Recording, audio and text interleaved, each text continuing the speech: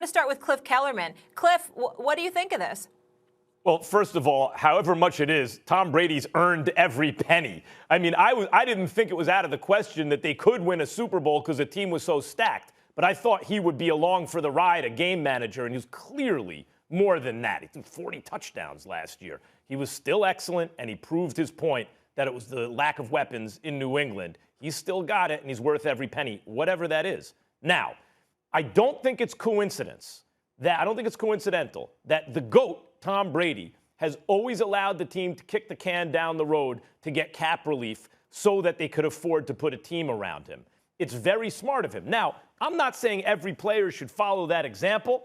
Almost no one will ever play, maybe never, as late as he did at this level, right? Who's going to play 20-plus years in the NFL? Not many are going to be married to a super rich spouse. You know, I get that he has circumstances and also he's had longevity where he's benefited from all this. That's not going to be everyone. But when the owners brought in the salary cap, they really did pose this question to players, essentially. How much do you want and how much do you want to win? Because those two things sometimes are at odds. And Tom Brady has always been the best at providing the team with relief at his own short-term financial expense, though obviously it's worked out for him in the long run. He's determined to play through the age of 45. I don't think that he'll play the next 4 years, but I think this guarantees that he's going to complete his mission of playing up until the age of 45. He turns 44 on August 3rd, so that means he'll play next season at the age of 44. The following season, he'll turn 45. He'll complete those 2 years. In the meantime, he gave the Tampa Bay Buccaneers cap relief, which enables them to keep, for the most part, the players that they had in play. I don't think it's an accident why they franchised Godwin as opposed to Shaq Barrett. Why? Because Godwin is the one that Tom Brady is throwing the football to. Y'all figure out what the hell y'all going to do on defense, but you make sure that our offensive weapons that I have available to me remains elite and intact. And that's exactly what he's doing here. And so when you look at it from that perspective and what he's enabled the Tampa Bay Buccaneers to do, that's what it is about the 4-year extension. It's not to say that they're going to throw him away to the trash in year 3 or 4, because that's all going to be contingent on how he's playing.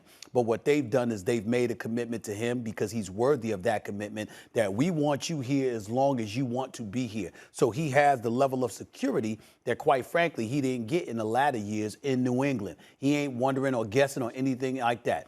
He's in Tampa, Florida. It's the Sunshine State. The weather in South Florida is beautiful. On top of all of that, it's a tax. There's no state income taxes there. His money goes a long way. He's got Derek Jeter's mansion, unless he's moved someplace else that I don't know about. There's a separate room for Antonio. Might as well buy it at this point. Not rent it anymore. There's a separate room for Antonio Brown if he wants that too, because Antonio Brown is going to be even better next year than he was this year, assuming that he still stays there. You still got Godwin. You got Evans. You got O.J. Howard coming back. You still got Brady. They're going to get better.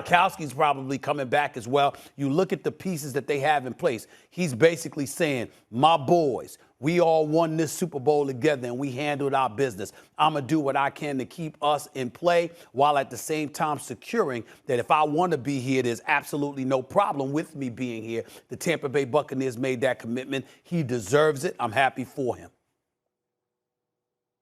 There's no question that we can all look at Tom Brady and realize that, especially towards the end of his time in New England, he took less than a fair market deal because there was a desire, or at least a thought, that the team would then put good players around him to compete for a championship every single year.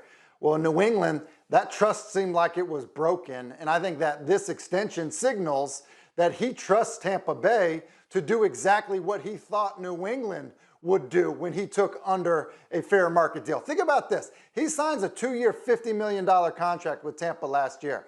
That's actually a worse deal than the deal Phillip Rivers signed with the Colts a year ago. Phillip Rivers was a 1-year, $25 million deal, and then he was going to be free again. Think about, for a second, he signed a worse deal than Phillip Rivers a year ago, and now he's signing a deal that I think we probably would all agree gives them a ton of relief, and it gives them the opportunity, whether it's Shaq Barrett, whether it's Gronk, whether it's Antonio Brown, whether it's somebody at the running back position. What it's done is it's essentially given Brady the assurance that, hey, we're going to give you another shot at this to go win another one. But let me answer that, and then, Stephen, I want to answer something that you said. I think that Belichick the reason Brady left in retrospect is not that Belichick, well, I mean, they all spend the same amount of money, more or less. It's that he was spending it on the defense. Resources were going to the defense, and that seemed to reflect a belief that maybe Brady was declining and unable to carry a team and had to rely on the running game and the defense more. And I think that's probably what irked Brady, because you see the Bucs investing in the offense. But I want to say something about the offense, Stephen A. In fact, when you look at the receivers, Godwin is actually the expendable one. He's young, he's already very good, but AB, if he's firing on all cylinders, is, in the best of all time conversation.